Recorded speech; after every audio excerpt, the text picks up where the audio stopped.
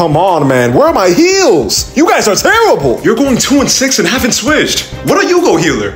Oh, I got a better idea. Why don't you suck my dick? What's up, guys? If you like playing support like me, then you were excited about the recent leak that Forge is coming to the game. So today, I wanted to talk about more characters that I want in Marvel Rivals. And this list that I have, there's only one DPS because we need more Vanguards and supports. And there's only one or two things you need to make somebody try Vanguard or support for the first time. They have to be new and or hot. Lord have mercy. I am stiff as hell. Let's get into it, shall we? Up first, I got Jericho Drum, aka Dr. Voodoo. If you don't know this guy, I don't blame you. Let me give you a little background. He's a native from Haiti who left to America to become a scholar, but he went back home to Haiti after learning of the death of his twin brother, who he was separated from at birth.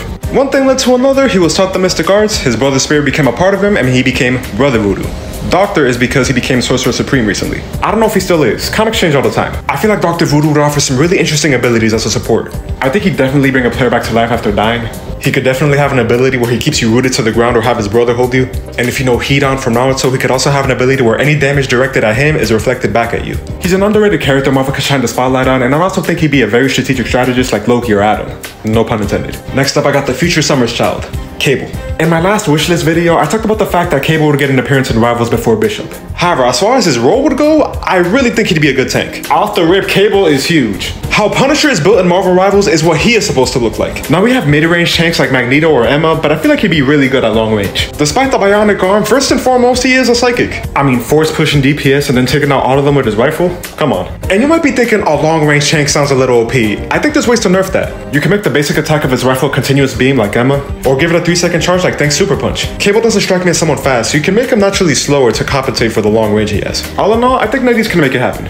Up next is Janet Van Dyne, the Wasp. Now with this pick, I don't know if Janet would be the first flying support because I feel like Ultron might beat her to it, but nonetheless, I feel like she naturally fits in the support role. Cause think about it like this, even though Janet's been around from the beginning, I don't know if we would call her a heavy hitter. Her bioelectric blast can knock somebody out, but I don't think it's capable of any more than that. But she's known for being able to shrink and being mobile around the battlefield. Make her blast you and you got somebody that's really hard to hit. I mean, imagine it, keeping her team alive from up top, one of your DPS tries to take her out and she just shrinks and slips away. And who's to say in that quick shrinking state, she can't still heal people? And honestly, I feel like it'd be another opportunity to give her some more shine. I think more people might know her from the MCU than being an original Avenger.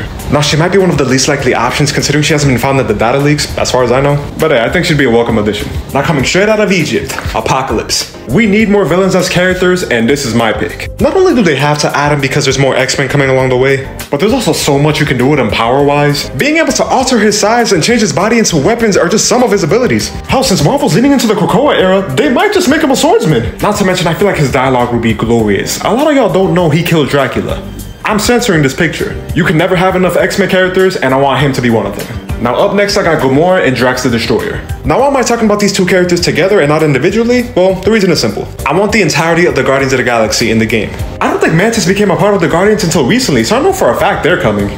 Groot, Drax, Peter, Gamora, Rocket, Mantis. There's your whole team right there. Gamora is first and foremost a swordsman. She's obviously DPS. And despite him not being as big as Groot, there's no way they don't make Drax a tank. Now, I'm not the most knowledgeable on Guardians of the Galaxy, so I really don't know what they would get in terms of abilities, but Groot and Rocket are already a problem. Imagine the whole squad. I don't see them getting added next season, but maybe this season on top if we're lucky. And finally, we got Vision. Another Avenger, I know, but you gotta add the core characters along with the obscure ones. Honestly, with Vision, I feel like you could either go tank or support. I mean, he's intangible, he can alter his density, and he also has the solar jewel on his head. And the thing is, if you can make a character like Adam Warlock support, who's to say he can't be one? They might go for an in-between like they did with Mr. Fantastic. He'd be tanky, but he'd be able to heal as opposed to attack. He'd definitely be flirting with Scarlet Witch and allude to the metal pipe he was laying in his dimension. But hey, I still think he'd be a neat pick.